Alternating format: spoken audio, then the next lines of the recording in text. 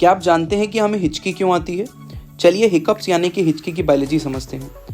Hiccups तब होते हैं जब डायफ्राम, जो कि लंग्स के नीचे एक मसल है, अचानक से कॉन्ट्रैक्ट करता है।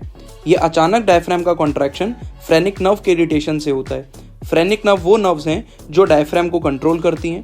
डायफ्राम के सडन कॉन्ट्रैक्शन से एयर रैपिडली लंग्स में जाती है और वोकल कॉर्ड्स के तेजी से बंद होने से हिक साउंड आती है, जिसको हम हिचकी बोलते हैं।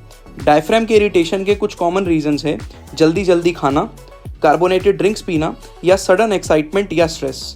अगर आप ऐसे ही इंटरेस्टिंग बायोलॉजी कॉन्सेप्ट समझना चाहते हैं तो सब्सक्राइब करें हमारा चैनल बायोस्कोप। Thank you.